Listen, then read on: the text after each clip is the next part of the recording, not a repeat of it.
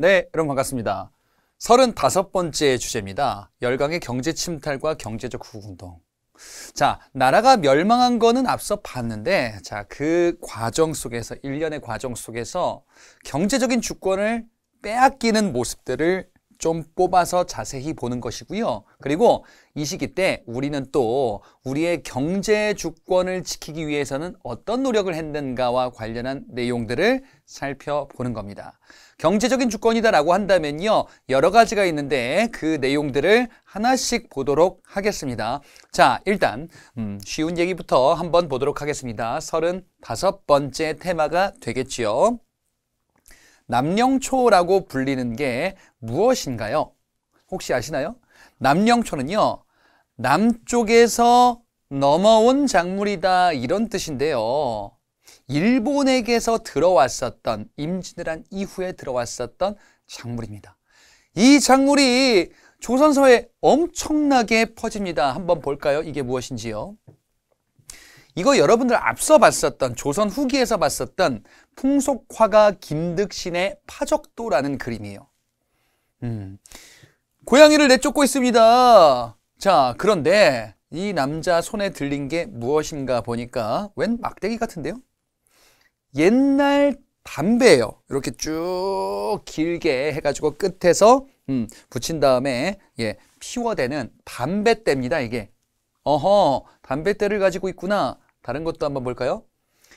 풍속화가 신윤복의 그림입니다. 다 조선 후기 그림인데요. 보니까 지금 이렇게 막 춤을 추고 있습니다. 사람들이 쭉 관람을 하기도 하고 있어요. 근데 이쪽에 있는 분들 보니까 여자분 담뱃대를 가지고 있네요. 오호, 남자든 여자든 다 피고 있나 보구나. 굉장히 많은 인기가 있었나 봐요. 또 다른 풍속화를 한번 볼게요. 풍속화가 김홍도의 그림입니다. 이거 지금 뭐 하고 있는 거냐면요. 이 제목이 담배 썰기예요. 담배를, 재배한 담배를 썰어가지고 이제 담배 상품으로 만드는 당시의 생산 모습을 보여주는 풍속화입니다. 야, 진짜 담배라는 게 뗄래야 뗄 수 없는 엄청난 작물이었나 보다. 이번엔 기록을 한번 볼까요? 우리나라에 표류했었던 외국인, 조선 후기에 하멜이라는 사람에 대해서 봤었죠. 이렇게 얘기합니다. 조선의 아이들은요, 4, 5세만 되면 담배를 피운대요. 진짜? 남녀노소 가운데 담배를 피우지 않는 사람이 없대요. 아, 이렇게나 많이? 아니, 4, 5세면 선 넘은 거 아닙니까? 근데 당시의 담배는 좀 긍정적인 측면이 있다라는 인식이 좀 있었어요. 뭔가 약 같은 느낌으로 인식을 했었던 것 같아요. 정조 임금은요, 이렇게 평하기도 합니다. 담배, 즉 남령초만큼 유익한 것이 없대요. 담배가 아니면 답답한 속을 풀지 못하고 꽉 막힌 심장을 뚫어지 못한대요. 그래서 이 정조 임금은요, 과거 시험 자체에다가 문제를 그렇게 내기도 해요. 요거 앞서 제가 간단히 소개는 해드렸었는데, 모든 사람이 담배를 피울 수 있는 방법에 대해서 논하라. 이런 문제를 내기도 했었어요. 그만큼 당시에는 담배를 좋은 것이다라고 인식을 했었나 봅니다. 지금은 어떤가 보자. 2017년에 실내 체육시설 흡연 금지 정책이 시행됩니다. 그래서 당구장, 스크린 골프장 이런 데선 옛날에 비교적 최근이죠. 이때 이런 데서는 담배를 피울 수 있었는데 이런 데도 금지시킵니다. 조금 더 올라가 볼까요? 2003년에는 공공장소에서 흡연을 금지하도록 정책을 합니다. 공원 같은 데서 담배 피는 거 지금은 상상할 수 없잖아요. 물론 그러면 안 되는데 그러신 분도 있긴 하지만, 그렇지? 또 이때 PC방 같은 데에서 흡연을 못 하겠어요. 지금은 PC방에서 흡연할 수 없는데 옛날에 PC방에서는 담배 연기가 꽉 차 있었거든요. 이것도 못하게 한 거야. 조금만 더 올라가 볼게요. 비행기? 비행기에서 담배를 핀다고요? 1995년 항공기 내에서 흡연하지 않겠다라는 게 일부 이제 항공사를 중심으로 시행이 돼요. 놀랍지 않습니까? 비행기에서 담배를 핀다고?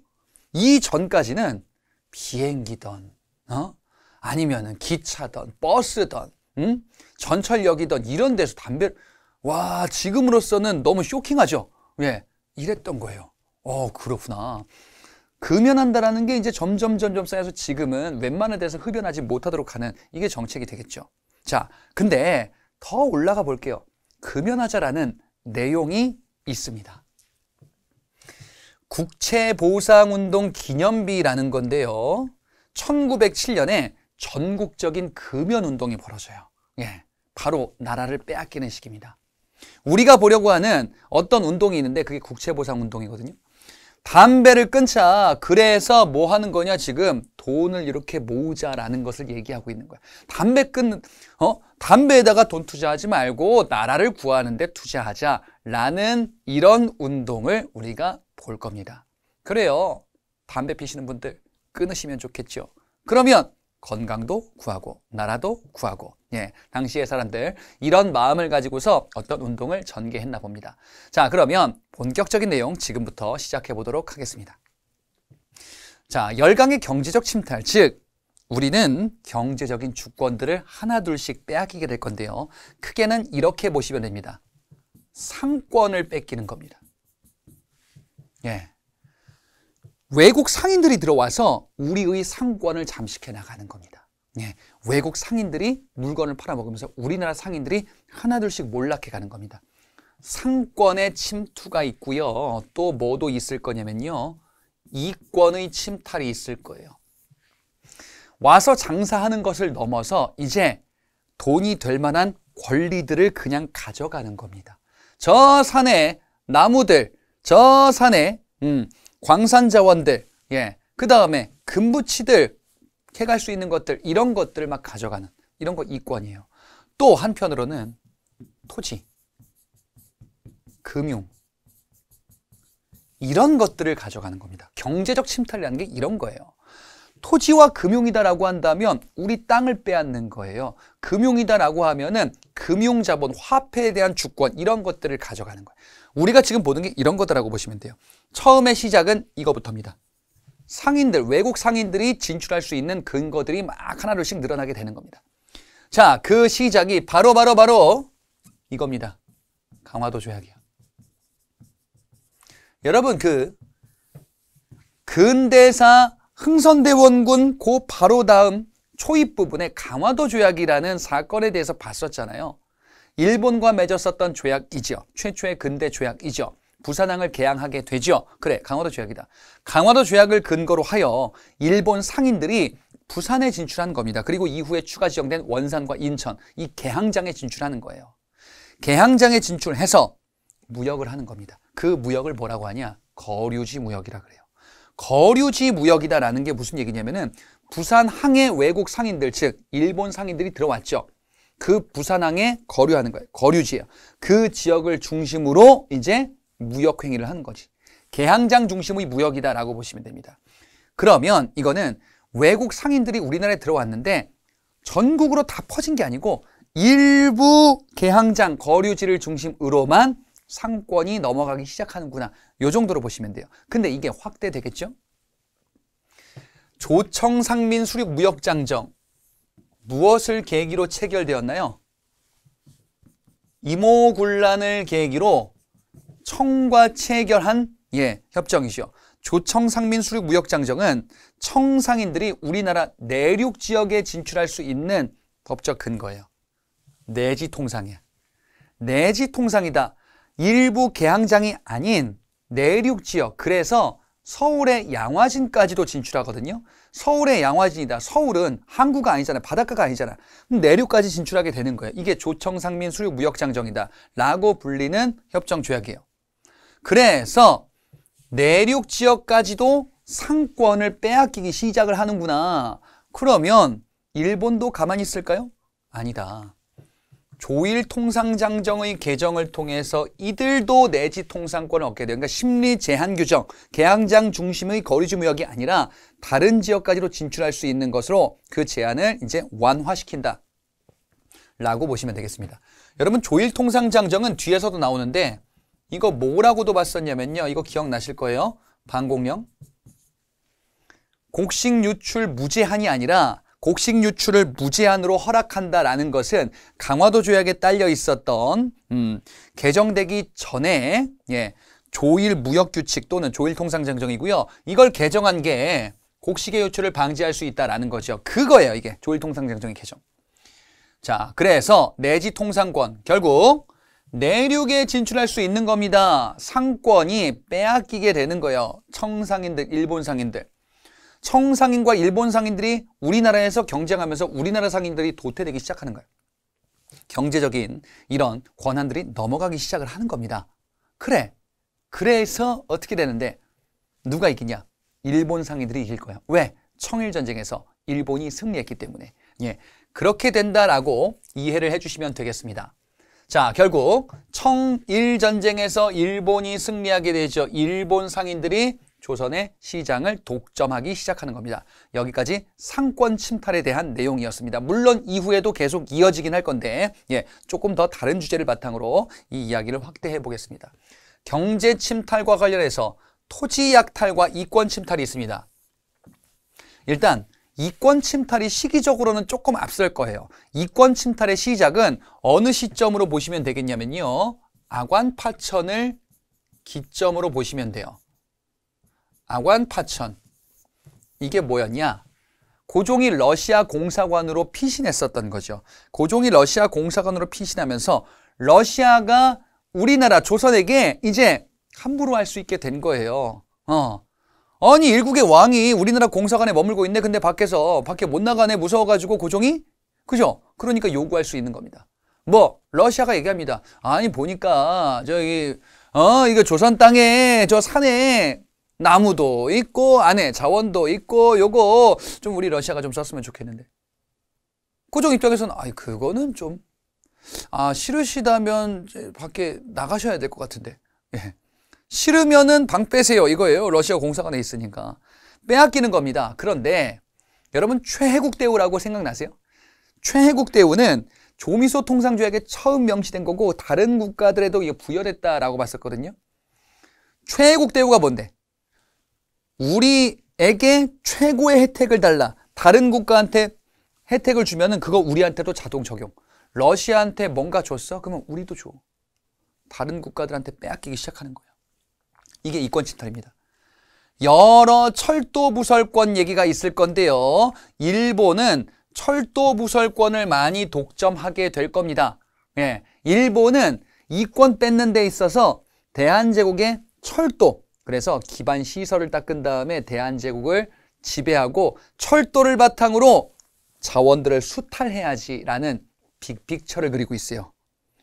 일본은 당장 돈이 되는 것보다는 당장 이후에 돈이 될 수 있는 기반을 만들어야겠다라는 빅픽처의 침탈이에요.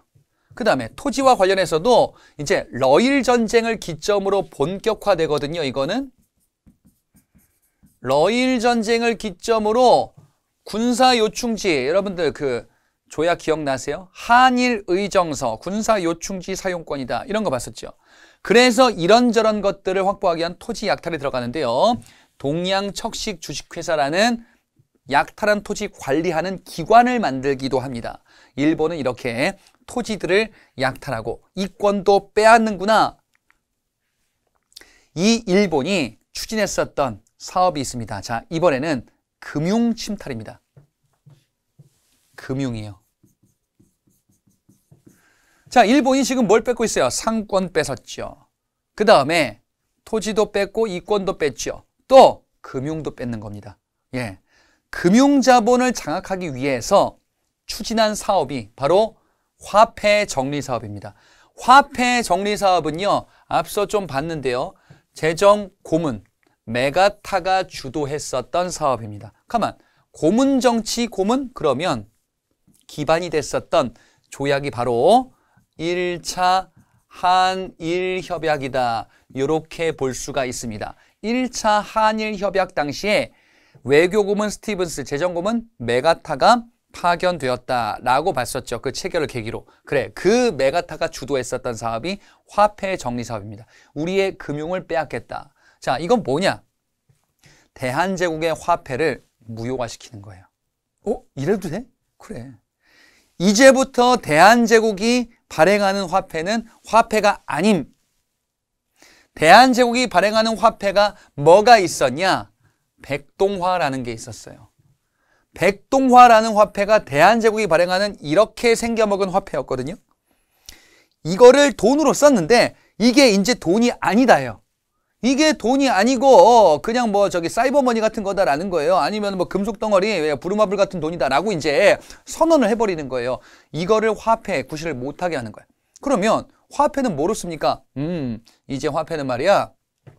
우리 일본이 은행 하나 만들었거든. 제1은행이라고. 이 일본 제1은행이 발행하는 화폐가 화폐고 대한제국 화폐는 무효야. 대신에 대한제국 화폐를 바꿔는 줄게. 일본 화폐로. 이게 화폐 정리 사업입니다. 그래서 우리의 화폐를 정리하는 거예요. 다만 교환하도록 했어요. 일본 돈으로 바꿔준다 그랬어요. 아, 그나마 다행이네. 아니에요. 일본 화폐로 바꿔주는데 다 똑같이 안 바꿔줘요. 아니 내가 1,000원짜리 가지고 가면 1,000원에 해당하는 일본 돈으로 바꿔줘야 될 거 아니에요? 안 바꿔줘요. 예. 1,000원짜리 갖고 가면은 일본 돈, 예, 한 100원어치에 해당하는 걸 주는 거예요. 이런 식으로, 똑같은 가치를 대부분 인정을 잘 하지 않아요. 그러다 보니까 우리의 금융자본들이 몰락하는 거예요. 우리 돈 좀 가지고 있었던 이 자본가들이 있을 거 아니에요. 당시에도. 이 사람들이 대한제국 백동화로 가지고 있었던 돈이다라고 한다면, 예, 요게 이제 가치가 많이 떨어지는 거예요. 이러다 보니까 우리의 금융자본들이 몰락하게 된다. 상공업자들이 타격을 입을 수밖에 없겠죠. 이게 화폐 정리 사업이다. 그러면 화폐 정리 사업 하면은 우리의 자본이 몰락하기도 하고 여기에 돈도 많이 들어갈 텐데 이거 사업하니까 요 들어가는 돈 어떻게 합니까? 그거는 뒤에 나올 거예요. 자, 일본뿐 아니라 다른 국가들도 이권들을 많이 빼앗습니다. 우리나라에 대한 이권들을 많이 빼앗는데요. 자, 앞서 일본은 주로 철도 부설권을 많이 가져간다 그랬죠. 철도 부설권이다라는 거는 대한제국의 철도를 놓을 수 있는 권한, 그리고 그 철도를 자기 걸로 운영할 수 있는 권한이에요. 왜? 대한제국 내에서 왔다 갔다 하면서 여러 수탈들, 자원들을 더 많이 수탈하겠다라는 빅픽처예요. 다른 국가들은요, 예, 주로 그것보다는 당장 돈이 되는 것들을 많이 뺏어갈 거예요. 경제적인 이익이 되는 권한, 이권을 빼앗는다. 러시아는요, 광산과 산림, 예, 산에 있는 것들, 자원들을 가져가려고 합니다. 미국은 서울에서 인천 연결하는 경의선 철도 부설권 가져갔는데 요거를 일본이 나중에 가져갈 겁니다. 그래서 일본이 철도를 다 가져갈 거예요.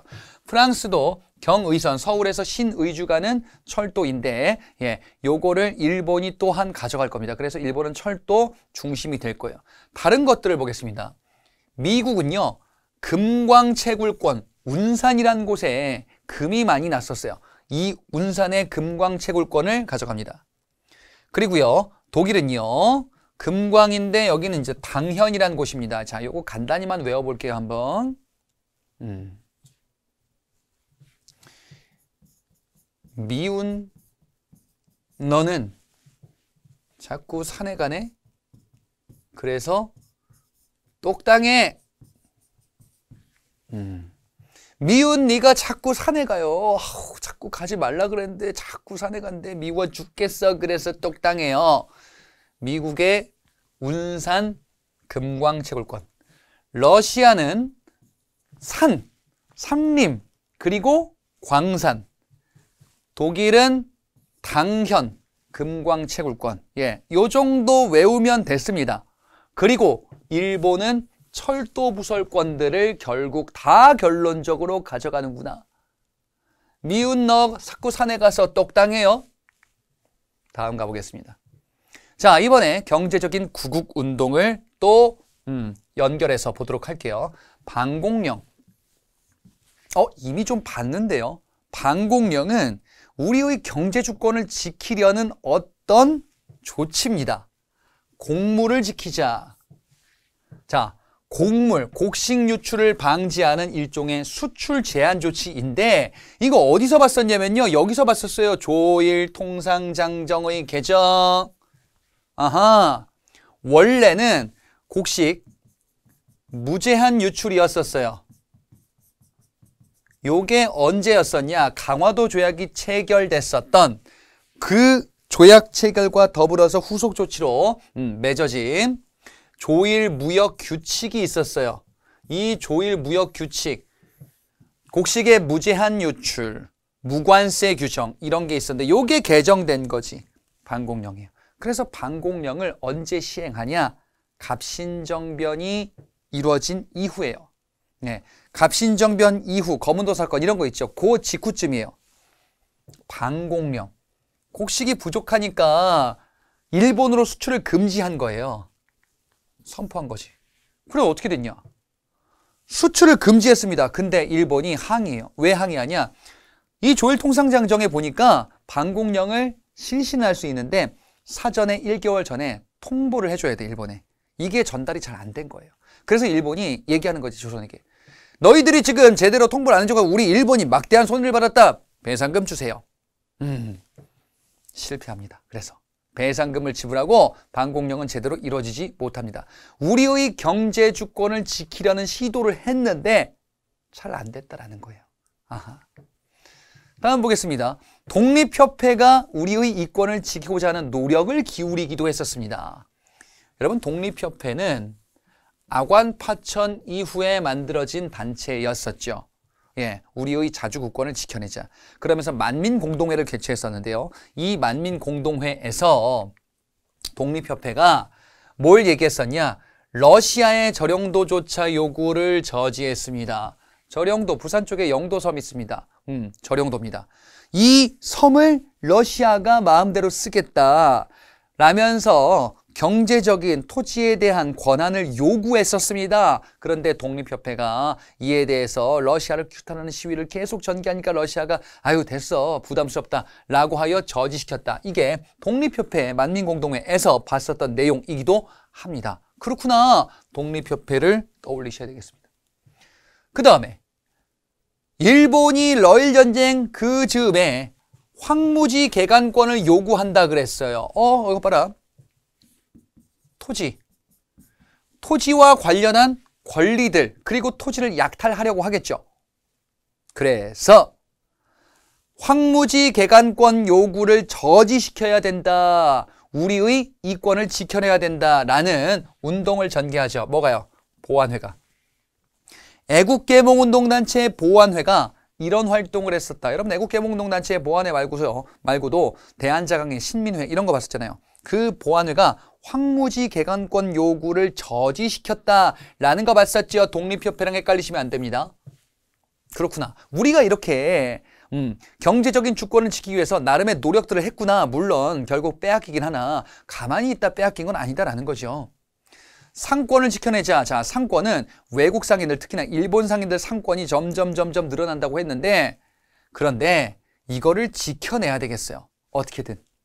결국 서울에 있는 상인들이 움직입니다. 시전 상인들이에요.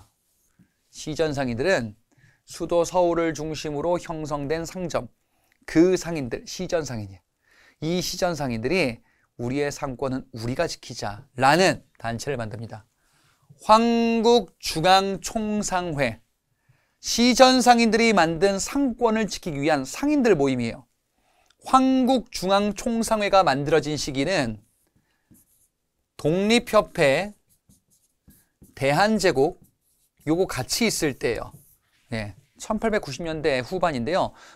황국중앙총상회를 통해서 요 시기에 활약을 하는, 그래서 상권을 지키기 위한 나름의 노력들을 전개하게 됩니다. 그리고 상인들은요, 자신들의 상회를 만들어서 경제적인 주권과 생존권을 지키기 위한 나름의 노력들을 계속 전개하겠죠. 그래, 국권을 잃지 않기 위해서 우리가 어떻게든 경제적인 주권 역시 마찬가지였다, 노력을 했었다라는 것을 확인할 수 있습니다. 자, 그러면 마지막 주제입니다. 우리 처음 시작 부분에 했었던 건데요. 왜 사람들이 금연을 했었냐라는 겁니다. 사람들이 그렇게 조선 후기부터 담배를 엄청나게 펴댔어요. 그러니까 담배가 상품 작물로서 조선 후기에 엄청나게 널리 팔린 거예요. 담배 잘만 재배하면은 엄청나게 돈을 벌 수 있었던 시대가 조선 후기부터 쭉 이어진 시대예요. 근대사 시기까지. 근데 이때 금연하자라는 운동이 나왔다 이거지. 자, 그와 관련한 운동이 바로 국채보상운동입니다.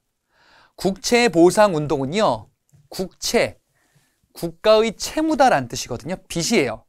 국가의 채무, 빚을 보상, 갚자. 이게 어떻게 된 건지. 대한제국 정부가 돈이 너무 많은 거예요. 빚이 너무 많은 거예요. 자, 대한제국 정부가 빚이 왜 많냐? 이유는 뭐 방만한 운영도 있을 수 있는데, 근데 결정적인 이유가 있습니다. 바로 이겁니다. 앞서 대한제국의 화폐 정리 사업이 있었죠. 대한제국이 한 게 아니고 일본 재정고문 메가타가 했었던 정책이에요, 사실상. 화폐를 전면 무효화하고 새로운 화폐를 발행한다. 화폐 정책을 뜯어고친다라는 거는 이게 보통 일이 아닙니다. 여러분 생각해 보세요. 지금 우리 쓰고 있는 화폐들, 뭐 지폐 하나만 바꾼다 하더라도 이게 막 돈이 엄청나게 든단 말이에요. 뭐 기계도부터 해가지고 이제 시중에 나타나는 현상들에 대한 게 뭐 파생적으로 이제 요거를 뭐 메우기 위한 방법들, 여러 가지의 그 재정, 돈이 필요하거든요. 돈 드는 거야. 정부의 정책은 다 돈이 들어요. 화폐 정리사업, 대한제국 화폐를 전면 무효화한다. 일본 제1은행 화폐, 요것으로 대체한다. 엄청난 비용이 들 거예요. 이 일본이 했었던 화폐 정리 사업에 대한 비용을 누구한테 다 떠넘겼냐? 대한제국에게 다 떠넘긴 거예요. 당시 기준 1,300만 원이라는 엄청난 대한제국 재정의 엄청난 비중을 차지해요.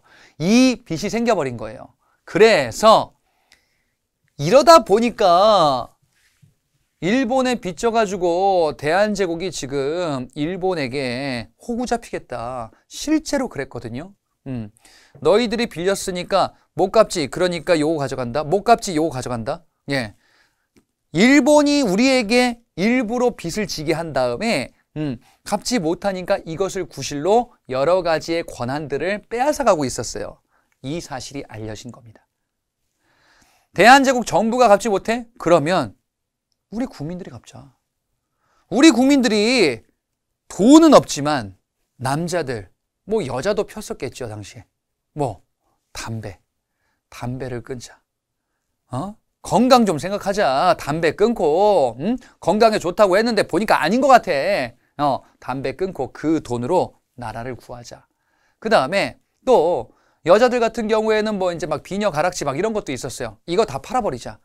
나라가 없는데 장신구가 무슨 소용이냐 이거예요. 그래서 팔아가지고 모으자라는 거야. 모금 운동이야. 성금을 모으는 겁니다. 나라가 어려울 때 국민의 힘으로 이 빚을 갚아버리자. 이게 이제 1907년에 전개됐었던 운동이거든요. 90년 후. 여러분 뒤에서 배울 건데요. 대한민국 정부의 사실상 파산 상태. 그래서 이거를 국민의 힘으로 갚자라는 IMF 외환위기 때 금모으기 운동이 벌어지기도 해요. 이거 어디서 온 거냐? 여기서 기원이에요. 국채보상운동이. 그렇지? 대한제국의 빚을 우리가 갚자라는 거예요. 힘을 모으면 가능하다라는 거지. 자, 이 아이디어는요. 어디서 나왔냐? 대구에서 나왔어요. 대구에 서상돈이라는 사람이 이걸 건의해요. 사람들이 듣고 보니까 그러네. 야, 이 1,300만 원만 갚아버리면 되는 거 아니야? 일본이 그러면 우리에게 이런저런 얘기 못하는 거 아니야? 생각해보니 그런 거 같은 거예요. 그래서 힘을 모아 갚자라는 운동이 전국적으로 확산될 겁니다. 그래서요, 여러분들 대구 가면요, 국채보상운동 공원이 있습니다. 대구 사신다 그러면은 들어보셨을 겁니다. 거기에 공원이 있는 이유가 대구에서 이게 시작된 거예요. 그리고 서울로 확산되겠죠. 전국으로. 서울에 조직이 만들어져서 이제 전국적으로 확대되는 겁니다. 자, 이 국채보상운동은 널리 알려야겠죠. 이게 널리 알려집니다. 신문이 활약할 겁니다. 대한매일신보라는 이 신문은 아주 중요한 신문이에요. 요건 다음 단원에서 다시 볼 거거든요. 우리나라의 우리 민족의 각종 저항들을 소개했었던 대표적인 신문인데 이 신문에서 후원할 거예요. 그러면서 홍보를 막 하는 겁니다. 우리 힘으로 갚자. 당시 그 정도 이거에 대해서 그래, 나도 후원하겠다 막 이런 의사를 밝히기도 했습니다. 그래, 일본에게 빚을 갚으면 일본이 직소리 못하겠다. 그러자 일본이 방해합니다. 어떻게? 국채보상운동은 돈을 모아서 갚자예요. 그러면 돈이 모이는 곳이 있겠죠. 여러분이 일본이에요. 이 운동을 방해하려면 어떻게 해야 될까요? 돈이 모이잖아요. 아주 뜻깊은 마음으로 모았어요. 정말 성스러운 돈이죠. 일본이 얘기합니다. 누가 그거 돈 떼어먹던데. 횡령 혐의를 뒤집어 씌워요. 이거에 이제 대표적인 인물이 요걸 관리했었던 인물이 양기탁이거든요. 양기탁이 이거 돈 떼어먹었다, 횡령했다 라면서 누명을 씌운 거예요. 그러다 보니까 이제 의심이 생기는 거야. 아니 우리가 돈 보낸 거 혹시 잘못되고 있는 거 아니야? 이러면서 흐지부지 됩니다. 당시 통감부가 아주 집요하게 방해했었어요. 이분은 진짜 이런 모습이 있었나요? 아니에요. 그런 게 없었는데 결국에는 이런 방해들이 있었구나. 이게 바로 국채보상운동이었습니다. 그럼에도 불구하고 우리의 경제적 주권을 수호하기 위한 노력들을 여기서 구체적으로 확인할 수가 있었던 것이죠. 이 관련 기록물은요, 현재 유네스코 세계 기록유산으로 등재되어 있기도 합니다. 자, 이론 강의는 여기까지 하고요. 그리고 문제풀이에서 이 내용들 확인해 보도록 하겠습니다. 예, 문제풀이 통해서 이 내용들 확인해 보도록 하겠습니다. 1번입니다. 다음 자료에 나타난 사업에 대한 설명으로 옳은 것을 골라보자. 우리가 지금 이제 경제적인 침탈에 대한 내용들을 쭉 살펴봤는데요. 자, 그 중에서 어떤 사업이 있대요. 보니까 한국에서 유통되는 백동화에 대한 처분안을 들어본다. 백동화. 조선정부와 대한제국정부에서 발행했었던 화폐인데 이 백동화를 어떻게 한대요? 교환해 준대. 백동화를 매수한대. 그러니까 백동화를 교환해 주기 위해서 갖고 와라라는 거예요. 여기에 갑을병이란 건 참고로 뭐냐면은 상태가 좋은 거는 요 정도 쳐준다. 중간은 요 정도 쳐준다. 근데 이거는 좀 상태가 안 좋아. 그러면은 이거는 무효. 이건 안 받아. 그러면 상태가 안 좋은 거, 돈 화폐 상태가 안 좋으면은 이거 인정 안 해주겠다라는 거죠. 자, 그러니까 백동화를 교환한다라는 거죠. 뭐로 교환할까요? 일본 제1은행권으로 교환하겠죠?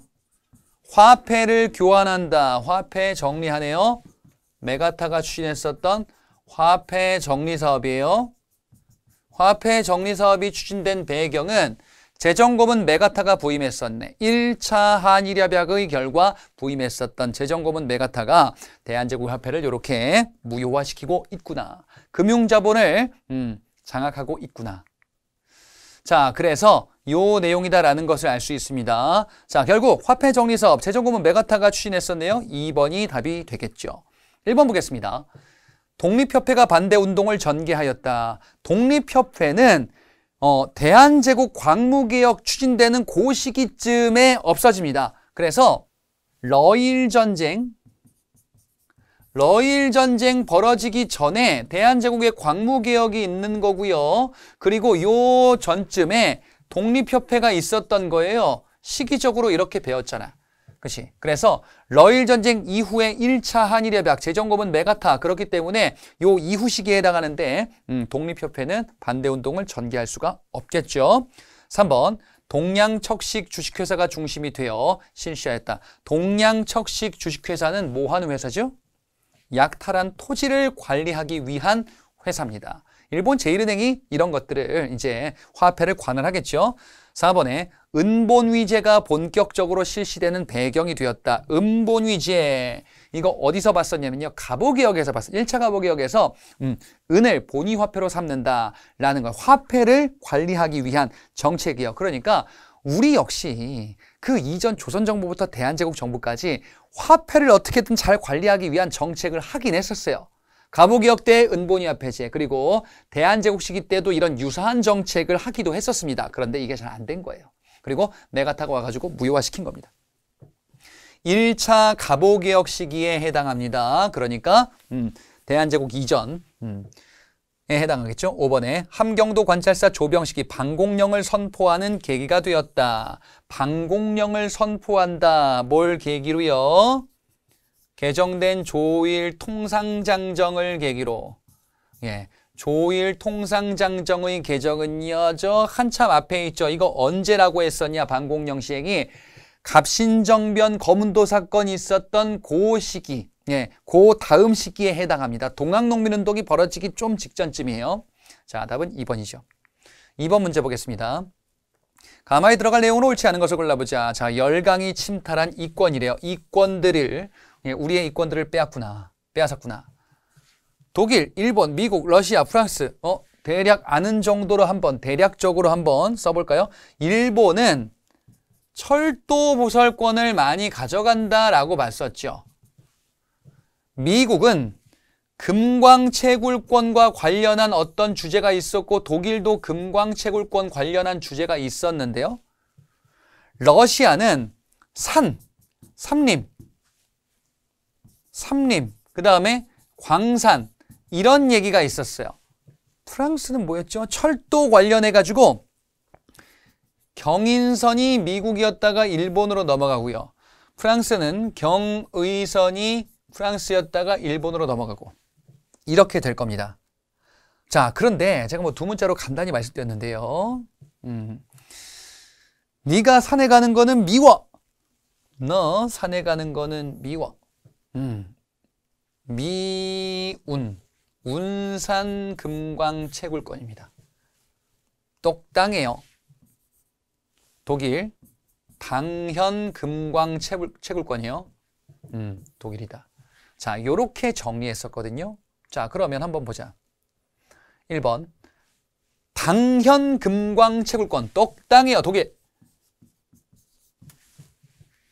나의 경부선 철도 부설권은 일본이 원래 가지고 있었던 거였었어요. 철도 관련해서는 아까 정리했던 것처럼 경인선은 미국이었다가 일본 넘어가고요. 경부선은 일본이었었고 경의선은 프랑스였다가 일본으로 넘어갑니다. 예, 그래서 일본이 철도 부설권들을 많이 가져간다 라고 보면 되겠습니다. 3번에 운산 금광 채굴권 미국이죠. 4번에 울릉도 삼림 채벌권 러시아. 5번에 경인선 철도 부설권 경인선은 미국이었다가 일본으로 넘어가죠. 자, 그러면 옳은 것을 고른다라고 하면은 마의 경인선 철도 부설권, 그죠? 예, 옳지 않은 거죠. 자, 그래서 마에 해당하는 프랑스 경인선, 이게 잘못됐고요. 프랑스다라고 하면은 경의선으로 가셔야 되겠습니다. 자, 그래서 이권을 이런 국가들에게 빼앗겼구나. 철도 부설권 결국 일본에게 갈 건데 그 전에 갖고 있었던 국가들 그리고 그 외의 이권들은 이런 것들이 있었다라고 정리해 주시면 되겠습니다. 다음 보겠습니다. 3번. 다음 재를 활용한 탐구활동으로 가장 적절한 것을 골라보자. 이게 뭔가 보니까요. 호소를 하고 있어요. 지금 황무지에 대한 권리를 청구했대요. 누가요? 일본이. 다 뺏어가려고 하는구나. 황무지 개간권을 가져가서 이제 우리의 토지를 빼앗고자 하는구나. 우리 강토를 보호해야 된대요. 황무지에 대한 일본의 요구를 철회하도록 해야 된대. 그러면 황무지 개간권 요구 철회와 관련한 단체가 있었으니 바로 보안회라는 단체가 있었죠. 보안회라는 애국개몽운동단체는요. 일제의 황무지 개간권 요구 철회 운동을 전개하여 이를 관철시키게 됩니다. 자, 2번이 되겠습니다. 따라서 1번의 독립문 건립과정은요. 독립협회와 관련이 있네요. 3번의 조일통상장정의 조항을 검토한다. 원래는 곡식 유출 무제한 규정이었었는데 방공령 규정이 있었다라고 봤었죠. 방공령은 곡물 유출 방지예요. 여기는 지금 황무지 개간권 그래서 관련된 내용이 아니더라. 4번의 화폐 정리 사업이 끼친 영향이다. 이거는 메가타의 화폐 정리 사업이다 라고 볼 수 있네요. 아까 봤었던 5번의 황국중앙총상회 이게 뭐였죠? 황국중앙총상회는 시전상인들이 만든 단체입니다. 시전상인들이 독립협회 대한제국 요 시기에 만들었었던 상권수호운동 단체가 되겠죠. 자, 그래서 2번으로 답을 결론 지을 수가 있겠습니다. 4번 보겠습니다. 다음 자료 나타난 민족운동에 대한 설명으로 옳은 것을 골라보자. 자, 우리나라가 채무를 지고 있대요. 국가가 채무를 지고 있나 봐요. 외채 1,300만 원. 그래. 청산할 방법이 없어서 밤낮으로 걱정한대요. 어떻게 하면 좋을까요? 우리 동포가 돈 내자, 의연금 같은 거 내재요. 그래서 이 국가의 채무를 갚자. 국가의 채무를 보상하자. 국채보상운동이죠. 대한제국의 국채를 국민의 힘으로 갚자라는 운동이었잖아요. 예, 이 국채보상운동은 대구를 중심으로 전개되었고요. 예, 왜 국가의 채무가 생겼느냐? 화폐정리사업의 비용을 떠안기도 했다라고 봤었습니다. 그래서 관련한 내용을 골라보겠습니다. 1번에 일제가 치안유지법을 적용하여 탄압하였다. 치안유지법은요, 일제강점기 1920년대 제정되는 법이라 요 뒤 대단원에서 등장합니다. 아직 없는 법이에요. 이번에 백정에 대한 사회적 철폐를 요구하였다. 이것도 일제강점기 때 나오는 모습인데요. 사회운동으로서 형평운동이라는 게 뒤에 나올 거예요. 3번 독립문 건립을 위한 모금활동을 전개하였다. 모금활동인데 독립문 건립을 위한 모금활동은 아니죠. 요거는 독립협회입니다. 자, 앞서 봤었던 이 독립협회, 서재필이 주도하여 만든 독립협회. 예, 독립문을 건립하고자 모금활동하는데 관련한 모금활동이 쭉 있게 되고 그래서 만든 게 독립협회라는 단체였었습니다. 4번에 자작회, 토산애용 부인회 등의 단체. 이것도 아직 안 나왔는데요. 자, 이거 일제강점기 1920년대 물산장려운동이라는 게 있을 겁니다. 국산품을 쓰자라는 운동입니다. 5번 대한매일신보 등 당시 언론 적극적 보도. 대한매일신보, 이 신문이 적극적으로 보도하게 되죠. 하지만 일제 통감부의 방해로 횡령 혐의를 양기탁에게 씌워가지고 이 운동은 이제 실패로 끝나게 될 것이다 라는 것을 살펴봤습니다. 그래서 5번이 정답이 되겠죠. 자, 경제 침탈 저항에 대한 내용을 봤습니다. 우리 근대사가 끝나갑니다. 요 다음 강의 마지막 또 핵심 알짜 강의가 남아 있습니다. 자, 요번 강은 이렇게 마무리하고요. 다음 강 알짜 강, 이때 찾아뵙도록 하겠습니다. 수고하셨습니다.